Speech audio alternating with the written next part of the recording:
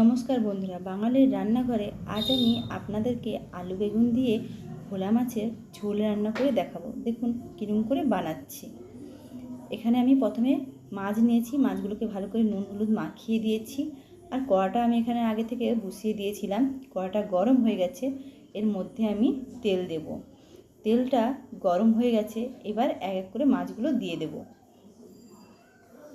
মাছটা আমার এই পিঠ ভাজা হয়ে গেছে, এবার মাছটাকে উল্টে দেব। মাছ ভাজতে ভাজতে ততক্ষণ এইদিকে মশলাটা করে নিচ্ছি। প্রথমে একটা মিক্সচারের বাটি নিয়েছি, এর মধ্যে একটা পেঁয়াজ কেটে নিয়েছি, পেঁয়াজ কুচি দিয়ে দেব। আর দুটো শুকনো লঙ্কা দিয়ে দিচ্ছি। আর দেব অল্প পরিমাণে আদা কুচিয়ে দিয়েছি, দিয়ে একটা ভালো করে পেস্ট বানিয়ে নেব। ঠিক এইভাবে আমি পেস্টটা রেডি করেছি। মাছও আমার ভাজা হয়ে গেছে, এবার মাছগুলো তুলে নেব। ওই তেলের মধ্যে এবার আমি আলুগুলো ভেজে নেব।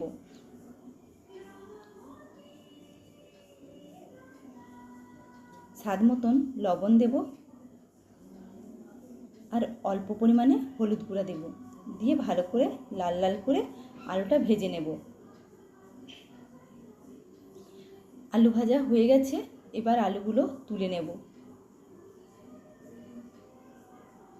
ওই তেলের মধ্যে এবার আমি বেগুন ভেজে নেব।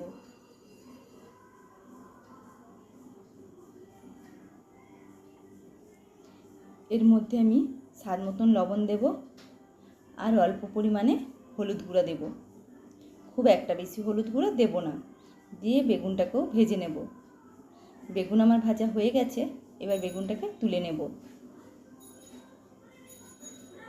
এবার কড়ার মধ্যে অল্প পরিমাণে তেল দেব।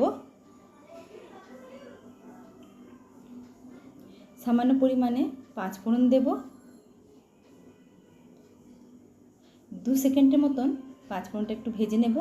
আর একটা পেঁয়াজ কুচি দিয়ে দেব। পেঁয়াজটাকে একটু ভেজে নেব। পেঁয়াজটা ঠিক ভাজা হয়ে গেলে এর মধ্যে একটা টমেটো কেটে রেখেছি, টমেটোটা দিয়ে দেব। এবার টমেটোটা একটু ভালো করে ভেজে নেব, যাতে কাঁচা গন্ধটা চলে যায়। এইভাবে আমি টমেটোটা ভেজে নিয়েছি। এর মধ্যে এবার আমি যে মশলাটা করে নিয়েছি সেই মশলাটা দিয়ে দেব। আর ওই বাটির মধ্যে একটু জল দিয়ে ভালো করে ধুয়ে জলটাও দিয়ে দেব। দিয়ে এবার মশলাটা একটু কষে নেব।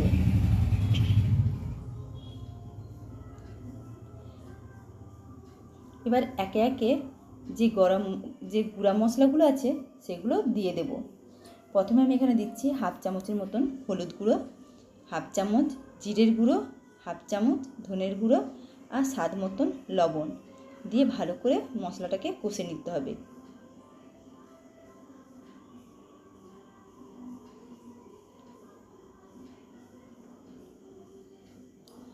মশলা থেকে যখন তেল ছাড়বে তখন ভাববে যে মশলাটা কষানো হয়ে গেছে। আমার এখানে মশলাটা কষানো হয়ে গেছে। এবার এই মশলার মধ্যে আমি যে ভেজে রেখে দিয়েছিলাম আলু, সেই আলু দিয়ে দেব। দিয়ে ভালো করে কষে নেব।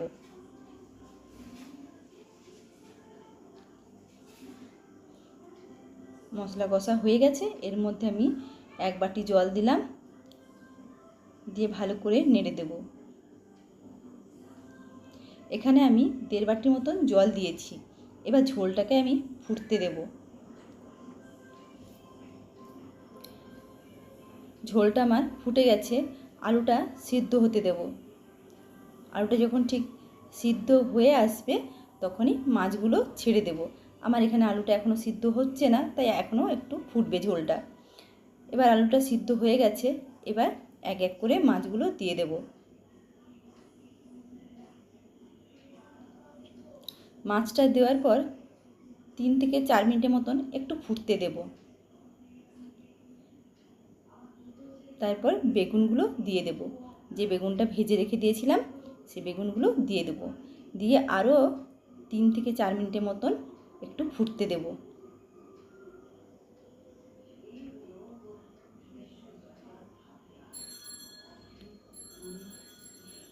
4 মিনিট হয়ে গেছে। দেখুন বন্ধুরা, আমার কিন্তু এখানে আলু বেগুন দিয়ে ভোলা মাছের ঝোল রেডি হয়ে গেছে। নমস্কার।